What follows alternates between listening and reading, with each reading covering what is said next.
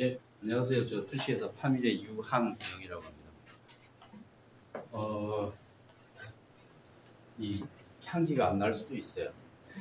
냄새가 좀 독할 수도 있는데, 아무튼 제가 주제를 축산업과 악취라는 걸로 해서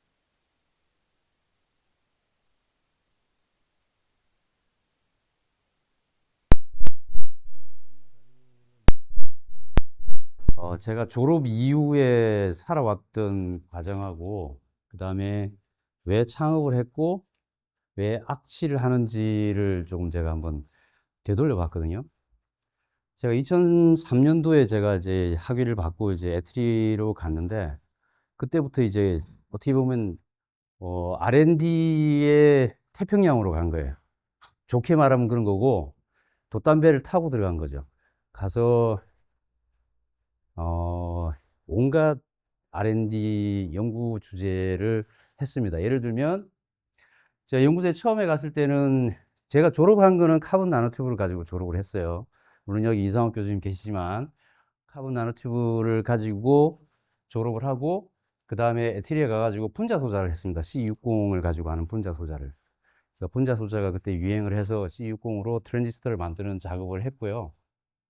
그 다음에 이제 나노와이어나든지 램스를 이용해가지고 질량 센서를 만드는 아주 미세한 센서를 만드는 거를 했고 거기다가 이제 가스 센서 그걸 하다 보니까 바나듐 펜타옥사이드라는 물질이 이 다공성의 특징을 가지고 있어서 거기에 수소가 들어가는 거를 저희들이 봤어요. 그래서 수소 저장도 했습니다. 요즘 수소가 이슈가 되고 있는데 이때 당시에 2006년도예요. 6년도고 그리고 이제 그걸 이용을 해서 애들이 공기 정화 관련돼 있는 연구도 좀 했고요. 그다음에 모스펫, 메모리 관련돼 있는 모스펫도 제가 좀 했고 추가적으로 플라즈마라는 거를 지금 수소 경제가 아직까지도 활성화되어 있지 않지만 그렇게 안 되는 가장 큰 이유가 수소를 저장할 수 있는 매체 자체가 그렇게 없기 때문에 효율적으로.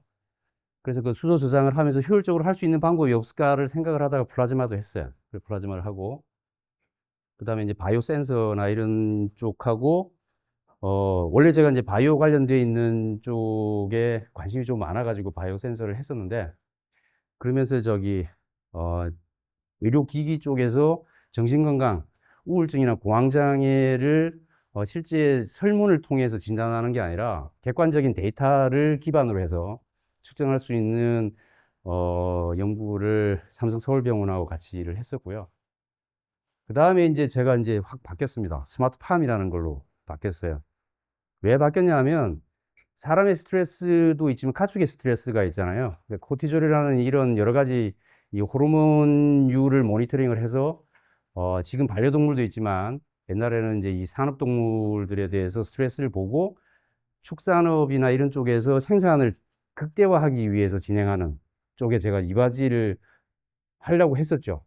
예, 그게 잘못된 것도 모르고 아무튼 스마트팜을 하고 있는 상황에서 이제 감염병을 그러니까 구제역이라든지 조류인플루엔자나 지금 여러 가지 나오는 가축 감염병에 대해서 대응할 수 있는 쪽으로 했습니다. 이게 이렇게 하면서 마지막에 제가 뭘 해야 되지라는 의문점이 들더라고요. 그래서 더 이상 과제를 제안하고 새로운 걸 하기에는 너무 지쳐 있고 그래서 이제 한 가지 집중을 해야 되겠다는 생각을 했습니다. 그래서 창업을 했고요. 창업을 하다 보니까 여기는 태평양이 아니라 우주 한가운데 있는 것 같아요. 조금 달라요. 예, 느낌이. 그래서 제가 이제 이렇게 악취를 하게 된 계기들을 스토리를 좀 엮자면 제가 이제 마지막으로 했던 게 융합연구단을 했습니다. 그러니까 농림부에서 그 당시만 하더라도 감염병에 대해서 국가적으로 대응을 하는 것들은 수의학적인 관점에서 대부분 대응을 했습니다. 그래서 이거를 ICT, 데이터 기반으로 대응할 수 있는 방법이 없겠냐 해서 과기부에다가 요청을 한 거죠. 그래서 저희들이 이 대응할 수 있는 방법에 어떤 플랫폼을 제안을 했고 그 플랫폼이 이제 3년 동안 해가지고 대략 한 140억 정도를 들여서 저희들이 만들었어요. 그러니까 구제역이나 이 2010년도에 구제역 나왔을 때는 우리나라 돼지, 소를 포함을 해서 대략 한 400만 두 정도가 메모를 했어요. 폐사를 시킨 게 아니고 메모를 했습니다. 근데 이제 여기서 보시면 지도에서 보시면 아시겠지만 구제역이 발생한 지역 같은 경우에는 제주도하고 호남 지역을 뺀 전국토에서 완전히 초토화가 됐어요. 그래서 요 내용을 가지고 정부에서는 이제 대응 방법을 만들어 달라고 얘기를 했고, 저희들이 제안했던 방법들은 뭐냐면 기존에 요 세 가지를 뺀 대응 방법이 있어요. 그 얘기 뭐냐면 구제역이 발생하기 전에 우리나라는 백신 정책을 쓰고 있습니다. 그러니까 A타입이나 O타입의 구제역에 대해서 대응할 수 있는 백신을 쓰고, 그리고 예찰이라는 거를 활동을 해요. 일반 수의사라든지 농장주나 공수의사들이 농장에 가서 실제 질병을 생겼을 때 그걸 예찰을 합니다. 그래서 진단을 하고 뭔가 이상하면 진단을 합니다. 간이 진단일 수도 있고 PCR을 진단할 수도 있고요. 그리고 이제 확진이 되면 살처분을 해요. 메모를 옛날에는 했죠. 그 다음에 이제 이 이동 제한이라는 거를 걸고, 그 다음에 방역을 진행을 하는데, 저희는 이 모든 단계를 데이터로 다 묶으려고 했던 거죠. 각 과정에 대해서 다 데이터를 묶고, 추가적으로 이상이 있다고 생각을 했을 때, 돼지인 경우에 이상 있는 거를 음성이나 영상이나 이런 CCTV나 마이크를 이용을 해서 모니터링을 해서 인공지능으로 분석을 한 다음 그 징후를 알려주는 형태. 그 다음에 자동으로 이 데이터를 읽을 수 있는 리더기. 그 다음에 우리가 지금 같은 경우에는 구제역이나 어떤 일반 감염병이 발생을 했을 경우에는 방역대를 그냥 그 기본적으로 서클을 그려서 지자체 기반으로 막습니다. 그래서 저희들은 인공지능 기반으로 효율적으로 어느 지역만 막을 수 있는 거를 구상을 한 거죠. 이걸 데이터 기반으로 해서 저희들이 이런 아디오스라는, 뭐 스페인어로 얘기하면 빠이빠이라는 얘기인데, 그래서 아디오스를 만들었습니다. 아디오스는 오퍼레이팅 시스템이에요. 우리가 쓰고 있는 윈도우나 도스처럼 오퍼레이팅 시스템인데, 오퍼레이팅 시스템을 만들어서 실제 데이터하고 아디오스 모바일이나 아디오스 팜에 있는 모든 데이터를 끌고 와서 인공지능이 들어가 있는 아디오스가 애들을 다 체계적으로 분류를 합니다. 그리고 대응할 수 있는 시나리오들을 각 담당자한테 다 알려주는 형태가 되게 되어 있고요. 이 아디오스는 저희들이 개발한 24개의 기술이 여기 다 포함되어 있어요. 그래서 이 아디오스를 저희들이 만들어가지고 농림부에다가 제공을 했고요. 그래서 이걸로 사업을 하면 되겠구나. 이걸로 엮을 수 있는 가장 편한 방법은 뭐냐면 스마트팜입니다.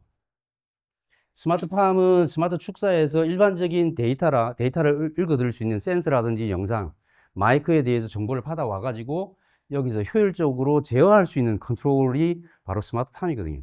스마트팜으로 쓸 수 있겠다 해서 이걸로 창업을 하면 되겠네 해가지고 저는 생각을 했었습니다. 물론 그전에도 농장을 갔지만, 근데 이제 그 당시에 제가 농장에 가보면 이게 센서가 이게 암모니아 센서하고 온도 센서 이런 센서들이 있는데, 여기서 가장 잘 망가지는 거는 암모니아하고 습도 센서거든요. 그러니까 이게 일렉트로케미칼한 특징을 가지고 있는 그런 원리를 이용하는 센서인 경우에는 금방 망가져요. 암모니아 센서 같은 경우에는 농가에 들어가면 3개월을 못 버팁니다. 많이 버텨야 3개월이고, 온도나 이제 CO2 같은 경우에는 물리적인 센서이기 때문에 물리적으로 디텍션을 해서 좀 오래 가요. 그래서 이게 스마트팜이, 우리나라에 스마트팜은 많이 있지만 스마트 축사는 거의 없습니다. 그 이유가 뭐냐면 이것 때문에 그래요. 환경 자체가 열악하기 때문에 센서나 CCTV나 이런 것들이 오래 버티지 못합니다. 그래서 스마트하게 굴러가지가 못해요. 그래서 이제 그 농장에서는 그냥 주먹구구식으로 대부분 대응을 하고 있고요. 그래서 제가 이제 농장들을 다 둘러봤어요. 둘러본 것도 있고, 이제 이거에 대해서, 농장에 대해서 현장을 제가 지금부터 이제 냄새가 조금 나기 시작할 건데, 악취가 조금씩 풍길 거예요. 이게 이제 경남 창녕에 있는 부엌양돈입니다. 부엌양돈이라는 데가 있고, 여기에 대략 한 200두 정도의 돼지를 비육사라고 해서 살찌워가지고 도축하기 이전, 바로 그 전 단계에 있는 돼지들입니다. 위에 천장에도 보면 이렇게 많이 끼어 있죠. 네, 끼어 있는 그런 농장이고, 이 농장에 갔을 때 아모니아가 지금 21 ppm 나오지만 실제 나중에 측정할 때 30 ppm이 넘게 나왔었어요. 여기 보면 이제 미세먼지의 이제 PM10이 대략 237 정도 나오고, 일반적인 환경에서의 대략 한 10배 이상 나오는 거죠. 어떻게 보면 열악한 냄새. 근데 그때 같이 찍었던 사진입니다. 어, 이 안에서 축사 내부에서 대략 한 3시간 정도 이렇게 일을 하고 나면 사람이 좀 정신이 없어져요. 그래서 이렇게 정신없게 좀 나와 있는 상태고, 요 같은 경우는 이제 경북의 영천에 있는 삼원농장이라는 데입니다. 이 농장 같은 경우에는 조금 전에 냄새 나는 거 조금 더 많이 느껴질 텐데, 이 농장은 저희들이 악취 저감 장치를 넣은 농장이에요. 추후에 넣었습니다. 그래서 효과를 좀 봤고요. 음, 이거는 경남 함안에 있는 농장인데, 제가 왜 이런 얘기를 드냐면 우리나라의 축사가 대부분 이렇게 되어 있습니다. 요것도 그래도 좀 나은 편이에요. 나은 편이라고 얘기를 드리는 게 뭐냐면, 현대식 축사를 지은 농장들도 많이 있지만 악취를 발생시키고 악취를 저감할 수 있는 노력들이 아직 덜해 있는 재래식 농장들이 많이 있습니다. 내부는 이렇게 되어 있고 이 천정이 낮아요 이게. 그래서 저희들 저감 장치를 넣었던 그런 데고, 그다음에 요거는 이제 경기도 이천에 있는 팜스코라는 농장이고 대략 한 4만 마리 정도를 키우는 농장입니다. 전체로 치면 한 거의 10만 평 가까이 될 거예요. 농장 크기가. 어, 이 농장은 갈수록 지금 깨끗해지고 있는데 좀 깨끗하죠, 그렇죠? 깨끗한 농장입니다.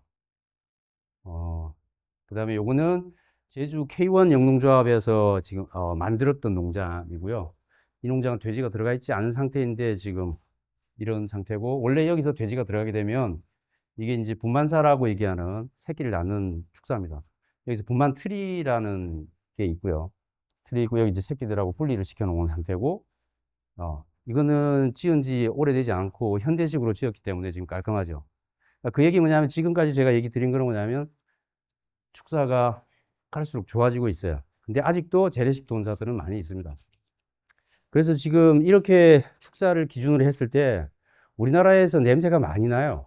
근데 그 현상을 보면 우리나라가 전 세계로 봤을 때 영토는 107위 정도 되는데 돼지를 키우는 거는 7위 정도 키워요. 그러니까 전 세계에서 사육 밀도는 가장 높습니다.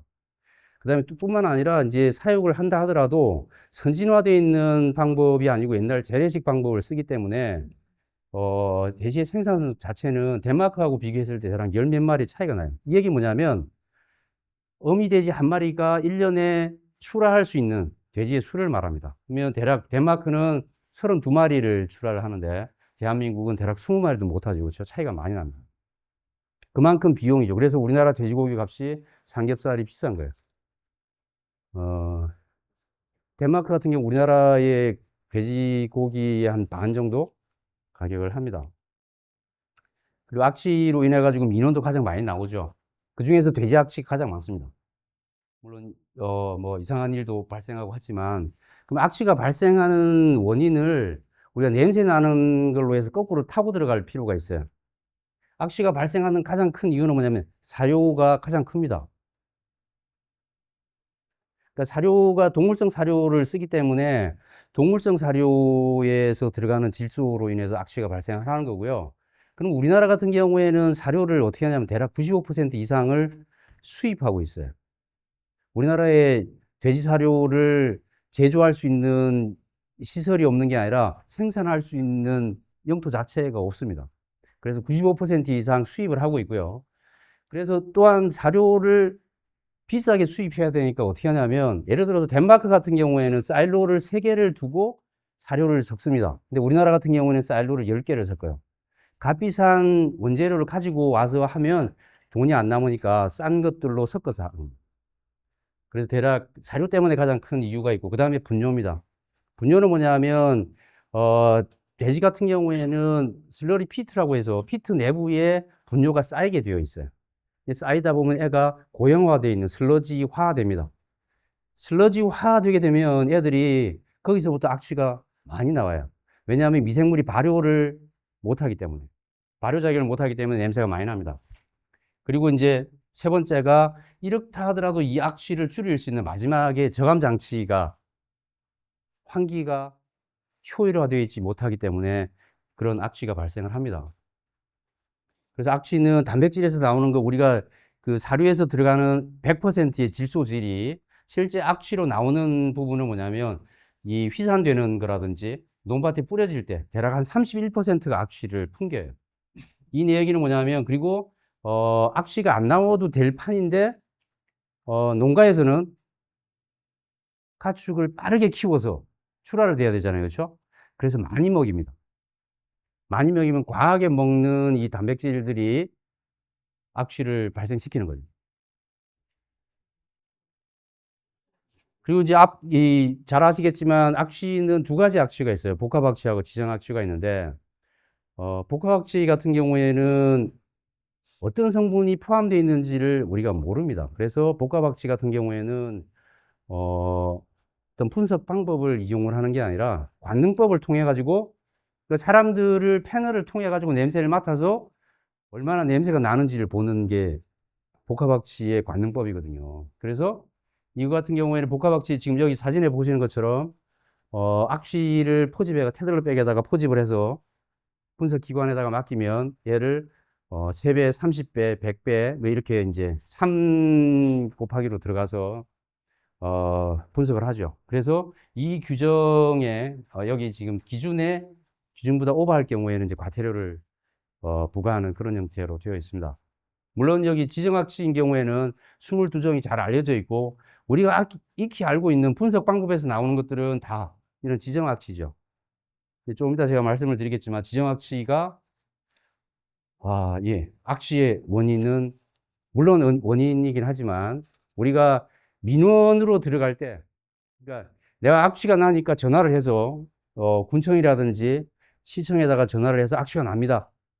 라고 전화를 하는 요인은 이것보다는 다른 요인이 있는 거죠. 그건 좀 이따 제가 말씀을 드리겠습니다. 그리고 이러한 환경 속에서는 돼지들 같은 경우에는 질병들이 많이 생깁니다. 물론 밀집 사육을 하기 때문에 그렇긴 하지만 PRRS나 이런 이 돼지 호흡기 생식기 증후군 같은 경우에는 지금 대략 한 80% 이상이 상재해 있다고 알려져 있고요. 뿐만 아니라 지난 여름 같은 경우에는 대략 한 100만 두 이상의 가축들이 폐사를 했어요. 엄청 더웠잖아요. 많이 죽습니다. 그래서 대표적으로 그 농가에서나 정부에서 지원을 해주는 것들은 이런 질병을 줄여주기 위해서 항생제라든지 백신을 공급을 해줘요. 우리나라에 한 해 돼지에만 투자하는 정부에서 지원해주는 백신만 하더라도 대략 한 1,000억 원 정도를 지원을 해줍니다.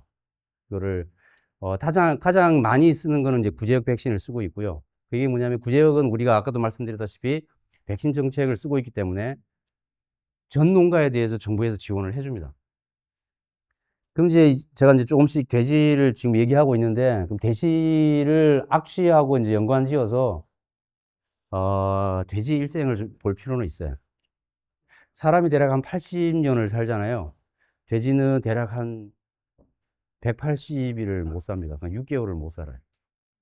사람의 160분의 1, 0.6%밖에 못 살아요. 이 포유자손이라고 새끼가 나오면 새끼는 대략 한 28일 되면 이유를 시킵니다. 이유를 시키고 이유가 56일 정도 지나면 육성을 시키고 비육을 시키고 애가 여기서 이제 통통하게 이렇게 되면 이제 출하를 하는 거죠.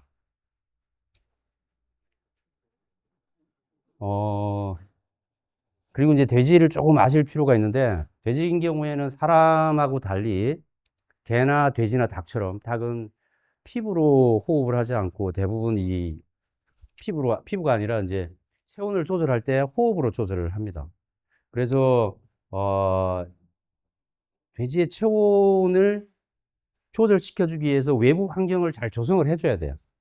그래서 돼지가 아주 깨끗한 동물인데 사람들이 밀집 사육을 하면서 돼지 피부에 이제 분변이 묻잖아요. 그 이유는 뭐냐면은 본인이 체온을 줄여주기 위해서 자기의 분변을 묻히는 겁니다. 그런 작용을 하는 거고 실제 그래서 농장 같은 경우에 여름철에 환기량을 높여서 피부에서 이 땀이 아니라 수분을 날려주는 형태로 체온을 조절하는 걸 하죠. 그렇다 하면 만약에 그 바람이 오지 않는 돼지인 경우에는 폐사를 하는 겁니다. 닭은 더 심하고요. 그리고 이제 돼지에 대해서 이렇게 적정 사육 온도가 다 있어요. 보면 포유자도는 29도 이상이고 이 모든 포유동 같은 경우는 12에서 18도예요. 어미하고 새끼하고 대략 10도 이상 차이가 나잖아요. 그래서 이렇게 구분을 지어 놓습니다. 어미는 더우면은 젖이 안 나와요.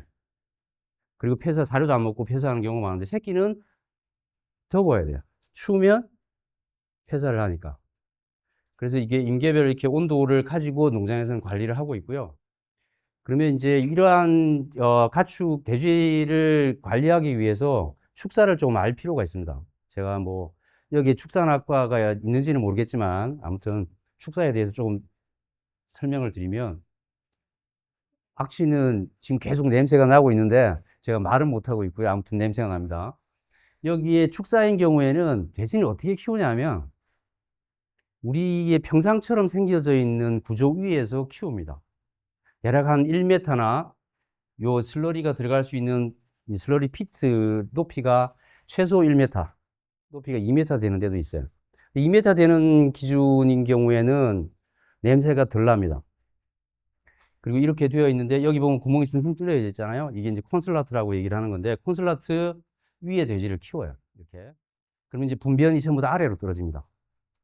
아래로 떨어지고, 이 아래로 떨어지는 이 축사가 있을 때 이 돈사에서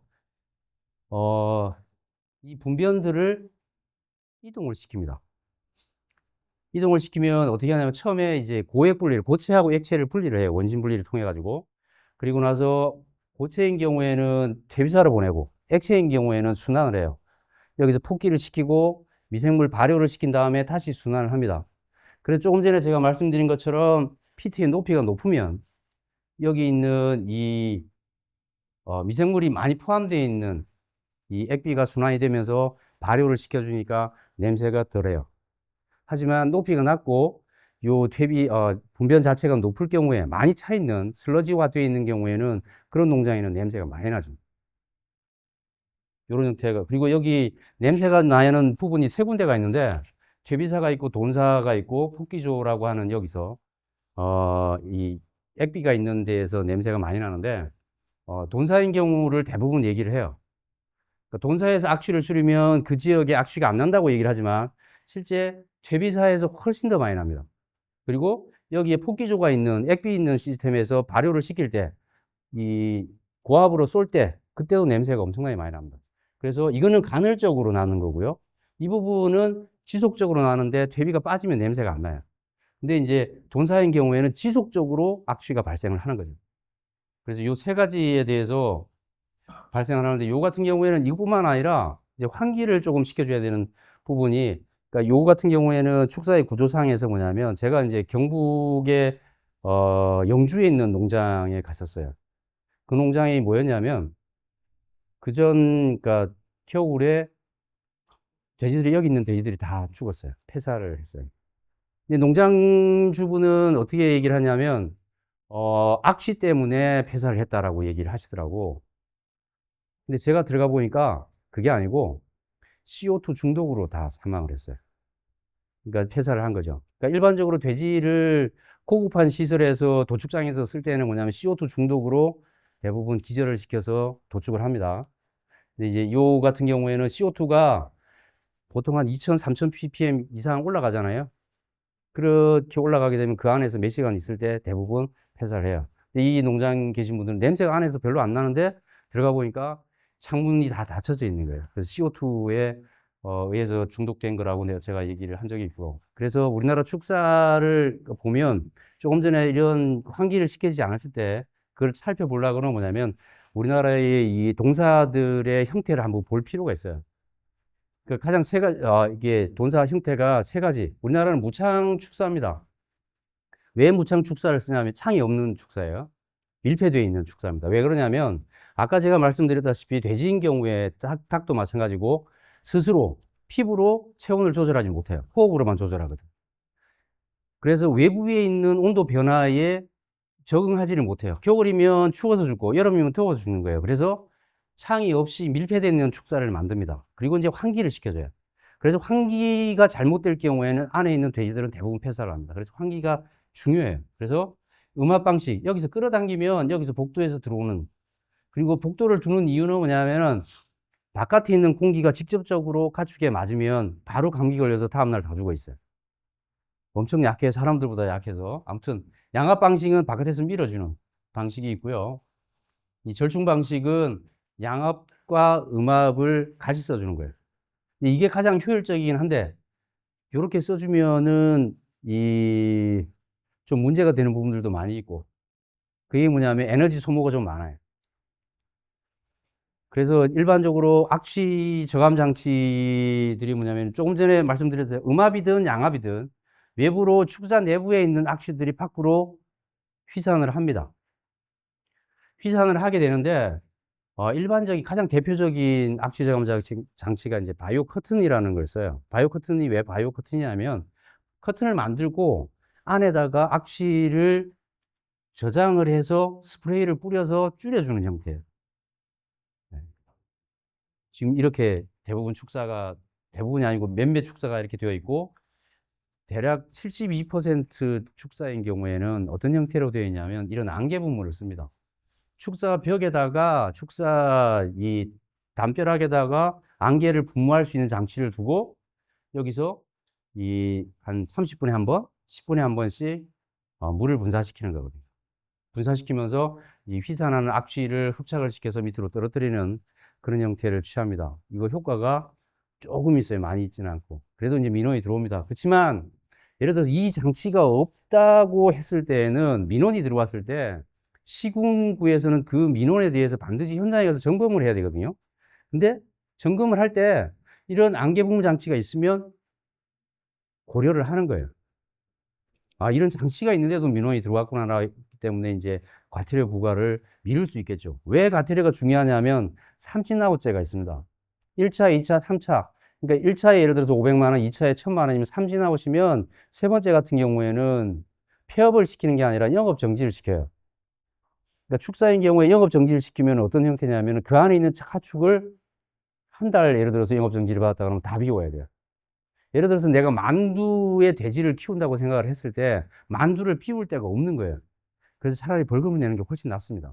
그래서 삼진아웃을 안 당하려고 사람들이 많이 노력을 하지만 그런 농장들이 요즘 많이 나오고 있어요. 그리고 이제 이게 스크러버를 이용한 습식 스크러버를 이용을 한 장치고요. 그 다음에 이제 탈취탑은 이런 외부에 있는 시스템화 되어 있는 장치입니다.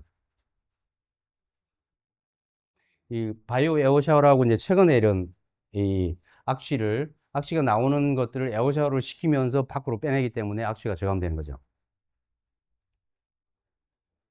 그래서 이제 악취를 저감하는 장치 자체가 한국식 같은 경우에는 대부분 외부에다가 설치되어 있습니다. 그러니까 악취가 바깥으로 나갈 때 줄여주는 장치를 설치를 해요. 유럽식은 이 들어오는 바깥에 나가는 공기의 열을 다시 흡수를 시켜서 순환하는 방식을 씁니다. 그렇다 하더라도 외부로 배출되는 방식을 많이 쓰고 있고요. 여태까지 제가 지금까지 악취를 저감하는 장치를 다 얘기를 드렸는데 공통적인 거는 뭐냐면 민원 대응을 위해서 악취 장치를 쓰고 있는 거예요. 악취 저감 장치를. 그 얘기는 뭐냐면 안에서 사육되고 있는, 거주하고 있는 돼지에 대해서는 아무도 신경을 쓰지 않습니다. 그래서 저희들은 공기청정기 형태의 악취 저감 장치를 축사 내부에다가 넣어요. 사람도 물론 건강이 중요하지만 안에서 사육되고 있는 가축들도 그 생명도 소중하다고 저는 생각을 하거든요. 그래서 내부에서 공기 정화 장치를 돌리는 작업을 하고 있습니다. 뿐만 아니라 지금 추가로 퇴비화 시설에 관련되어 있는 퇴비장이거든요. 여기서 바깥에다가 천을 두고 나가는 악취를 여기서 걸러내는 작업을 합니다. 이것도 그냥 보여주기식 하고 비슷해요. 그리고 이 같은 경우는 이제 액비가 공기 중으로 휘산하지 않게끔 여기다가 플라스틱 볼들을 올려서 만듭니다. 이런 걸 대부분이고요. 그 다음에 이제 미생물을 기반하는 악취 저감 장치가 아니고 미생물 기반의 이제 사료 첨가제를 활용하는 경우들도 많고, 대부분 뉴스에 나오는 것들은 이 내용이 많이 나옵니다. 어떤 첨가제를 넣었을 때 암모니아 수치가 많이 줄었다라고 얘기를 하는 거죠. 근데 이제 악취가 나오는 게 아까 제가 잠깐 말씀을 드렸는데, 우리가 알고 있는 지정되어 있는 악취는 22종이 있습니다. 만약에 그 22종의 악취가, 예를 들어서 암모니아가 이 지금 악취 발생 지역에서 30ppm 정도를 나온다고 봐봐요. 근데 우리 집이 여기 있어요. 그럼 악취가 나오면서 악취는 거리의 세제곱분의 1로 줍니다. 30ppm이 1kg를 오면 사람이 거의 느끼지 못해요. 황화수도 마찬가지고 이런 악취가스가 우리한테 와서 민원을 발생시키지 않습니다. 불쾌하지 않아요. 그래서 사람이 불쾌하게 느껴지는 건 뭐냐면 이 악취가스가 분진에 포집되어 있기 때문에. 그러니까 우리가 사료라든지 돼지의 피부나 털이나 먼지가 일어나는 쪽에 아모니아나 황화수소나 여러 가지 악취가스들이 포집되어 있는 형태로, 흡착되어 있는 형태로 멀리 이동을 합니다. 멀리 이동을 하는데 이게 만약에 농도가 높다고 하면 이동하면서 다시 휘산을 하겠죠. 그러면서 우리가 거주하는 집에 한 개가 들어왔다고 쳐봐요. 제 코에 하나가 들어가잖아요. 그럼 얘는 30ppm 이상의 아모니아를 가진 악취원이 되는 겁니다. 그래서 제가 악취를 저감할 때 방식이 뭐냐면 가스 형태의 악취를 줄여주는 거는 농가에서 활동하고 있는, 농가에 지금 악취 저감 장치를 쓰는 걸로 충분하다. 근데 왜 악취에 대한 민원이 이렇게 많냐? 그 이유는 그 먼지들이 날아가는 거기 때문에 그렇다. 그래서 저희들은 뭐냐면 악취를 줄여주기 위해서 분진을 먼저 줄여주는 게 최상이다라고 생각을 한 거죠. 그럼 분진을 줄여줄 때 그냥 물을 분사하면 됩니다. 가장 쉬운 방법은 물을 분사하면 돼요. 근데 흡착이 조금 더 잘 되려고 하면 저희들이 물을 분사를 할 때 노즐에다가 저희가 대략 한 15kg, 10에서 15kV의 전압을 걸어요. 그 얘기 뭐냐면 물이 분사될 때 노즐로 비말이 형성이 되면 그 비말 표면에 많은 전하들이 모입니다. 전하들이 모이게 되면 그 주위에 있는 분진화되어 있는 악취가 쉽게 흡착이 되겠죠. 그렇죠? 흡착이 되면서 흡착이 된 애들이 밑으로 중력으로 빠져요. 그리고 추가적으로 가스를 악취가스, 특히 저희들이 이제 아모니아 가스라고 얘기를 하는데 아모니아 가스도 이런 형태로 흡착을 합니다. 그런데 이제 상식적으로 생각을 했을 때 이 악취가스가 예를 30ppm의 농도를 가지고 있는 애들이 휘산을 한다고 치면 물의 비말을 아무리 밀도를 높게 쏜다 하더라도 만날 확률은 거의 없어요. 분사 간의 거리가. 그래서 아모니아가 그러니까 재수 좋게 하면 30ppm이 들어가서 한 반 정도는 줄 수는 있겠죠. 100%는 줄 수가 없습니다. 그래서 저희들은 어떻게 하냐면 이 악취가스를 어떻게 하냐면 여기서 조금 추가드리면 공기청정기를 우리가 집에 쓰고 있잖아요. 그렇죠? 쓰고 있으면 공기청정기는 한 번 돌리고 말지 않아요. 여기 있는 공기가 한 번 걸러지고 걸러지지 않은 놈이 다시 한 바퀴 돌아요. 계속 돌아요. 그러면은 안에 있는 미세먼지나 이런 애들은 지속적으로 흡착이 되면서 먼지가 줄게지고, 그죠? 근데 이제 기존의 악취 저감 장치도 마찬가지입니다. 기존의 악취 저감 장치는 바깥에다가 설치를 해요. 바깥으로 환풍기를 통해서 배출되는 한 방향으로 나가는 걸 한 번만 걸러줘요. 근데 저희들 같은 경우는 내부에서 공기청정기처럼 쓰기 때문에 계속해서 돌려주는 거예요. 그럼 흡착이 되고 이게 익스포넨셜리 줄 거 아니에요. 그렇죠? 그러니까 제 이론은 뭐냐면 생각은 발생되는 악취만큼의 애가 저감만 하면 된다.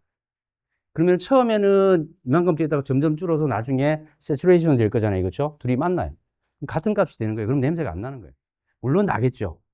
나는 부분에 대해서 없는 부분은 그렇다 하더라도 확실히 줄여줄 수 있다라는 게 생각이고 그렇게 넣어서 저희들이 효과를 보고 있는 겁니다. 그리고 추가적으로 저희들이 이제 살균을 해요. 살균을 하는 게 아까 제가 플라즈마도 말씀드렸던 이유가 뭐냐면 저희가 이 플라즈마 코로나 방전을 이용을 해서 플라즈마로 진행을 해 왔습니다. 해왔고 그다음에 마이크로 버블은 잘 많이 들어보셨겠지만 마이크로 버블 장치를 저희들이 써요. 근데 마이크로 버블 장치를 저희 같은 경우에는 만들지 않습니다. 왜? 고압의 노즐을 해가지고 물을 분사시켜주면 마이크로 버블이 그냥 생겨요. 부수적으로 생깁니다. 생긴 놈을 다시 저희들이 UVC로 해주니까 안에 있는 세균들이 거의 다 죽는 형태로 나옵니다. 그리고 조금 전에 제가 말씀을 드렸다시피 이 악취 저감 장치를 축사 내부에다가 설치를 하게 되면 공기 순환을 시켜주고 계속 서큘레이션이 되기 때문에 지속적으로 악취를 줄여주는 효과가 있고 첫 번째. 두 번째는 뭐냐면 안에 있는 가축들이 예를 들어 환기 팬 근처에 있는 애들은 깨끗한 공기를 마셔요. 근데 그 멀리에 있는 애들은 마시지 못해요. 더러운 공기만 마시고 있는 거지, 평생. 죽을 때까지. 근데 저희가 이 악취 저감 장치를 집어넣어주면 내부에다가 서큘레이션을 계속 시켜주기 때문에 공기 안정화가 이루어집니다. 그러니까 사각지대가 확 줄어들어요. 그런 특징을 가지고 있는 게 있고요. 그래서 얘를 저희들이 만들어 가지고 실제 농장에다가 설치를 해서 보니까 대략 한 85% 정도의 악취가 줄어들더라. 저희들이 이제 한번 해봤고요. 그다음에 추가적으로 살균을 보니까 살균도 저희 99% 정도 되는 것 같아요. 네. 그래서 제가 이제 사업을 창업을 하면서 이 정암 장치를 할 때 처음에는 플라즈마나 여러 장치들을 해가지고 농장에다 넣었어요. 그러니까 이 농장에 이렇게 들어가 있잖아요. 얘가 한 달 정도 지나면, 이건 제주도에 설치했던 거예요. 제주도에 설치했던 농장인데, 한 달 정도 지나면 농장의 사장님이 전화를 합니다. 장비가 망가져가지고 못 써요. 이 장비가. 여기에 이 재료나 센서 들어간 것만 해도 한 몇백만 원치 들어가 있는데 그냥 다 날려먹는 거예요. 근데 날려먹는 게 아니라 거기서, 아, 이래서 여태까지 사람들이 사업을 못했구나라는 생각을 했습니다. 그 두 번째 해가지고 또 넣었어요. 이건 한 2달 가요. 아, 그래서 계속해서 업그레이드를 하고 있는 중이고요. 지금 같은 경우에 마지막으로 저희들이 만든 것 같은 경우는 얘는 지금 설치한 지가 거의 10개월 정도 지났어요. 그러니까 얘 같은 경우에는 지금 돌아가요. 그래도 어떤 농장 같은 경우에는 고장이 났다고 전화가 옵니다. 아, 그래서 내가 이 사업을 왜 했나 이런 생각을 많이 합니다.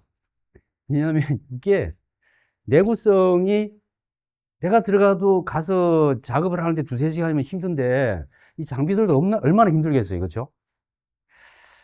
그래서 이걸 업그레이드 하는 일을 지금도 하고 있습니다. 끝이 없는 것 같아요.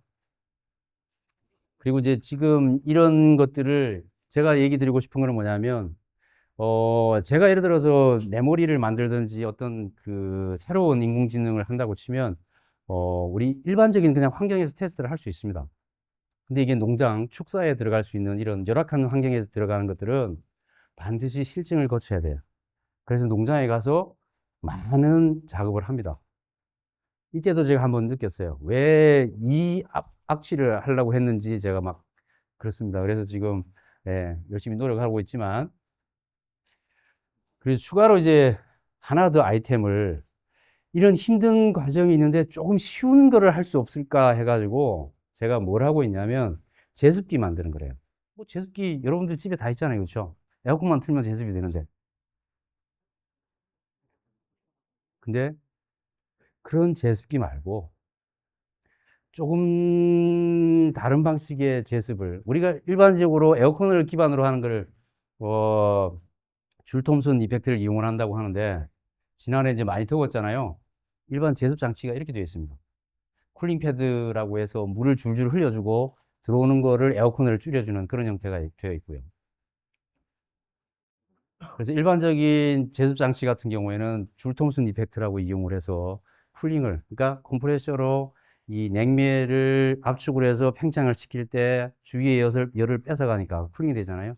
그걸 이용을 해서 제습을 해요. 근데 전기세가 엄청 많이 나옵니다. 그리고 농장에서는 쓰기도 어렵고요. 그래서 얘를 새로운 방법을 쓸 수 없을까라고 생각을 해서 제가 특허를 낸 것 중에 하나가, 제습이 뭐예요? 물 분자하고 물 분자하고 거리를 줄여줘가지고 두 개가 만나게 해주면 되잖아요. 그렇죠? 그게 우리는 이슬점 온도라고 얘기를 합니다. 이슬점 온도로 내려주는 그런 모멘텀만 걸어주면은 밀도가 높아지면서 제습이 되겠네? 해가지고 특허를 낸 거예요. 이 작업을 지금 하고 있습니다. 조금 더 쉬운 거를 하고 있고요. 그래서 사업을 제가 조금 방향을 피보팅이라고 얘기를 하는데, 제가 사업을 진행을 하면서 아이템들은 많이 있어요. 하지만 그거를 롱텀으로 해야 되는 게 있고, 지금 당장 해야 되는 것들도 있고, 많은 그런 아이템들이 있는데, 지금 2가지를 그렇게 하고 있고요. 그리고 이제 이 제습 관련되어 있는 부분들도 암모니아들이 이제 수용성이기 때문에 쉽게 흡착되는 그런 특징도 있습니다. 마지막으로 제가 이 마지막 장인데, 아까 제가 말씀을 드렸잖아요. 사람은 대략 한 80년을 삽니다. 닭은 35일 정도밖에 못 살아요. 소는 끼게 1년 반, 2년. 돼지는 180일 정도를 살아요. 사람은 행복할 권리를 우리나라 대한민국의 헌법에 나와 있습니다. 10조. 뭐 헌법을 무시하는 사람도 있지만 저는 헌법을 무시하지 않아요. 아무튼 헌법에 나와 있는데 과연 이 가축들이 이렇게 짧은 생을 산다고 해서 행복할 권리를 우리가 뺏어야 되느냐라고는 생각하지 않습니다. 그걸 위해서 저는 열심히 하고 있는데 가축들이 잘 아직 몰라주고 있어요. 그래서 많이 호소를 하고 있는 입장이고요. 이상 발표를 마치겠습니다. 감사합니다. 네.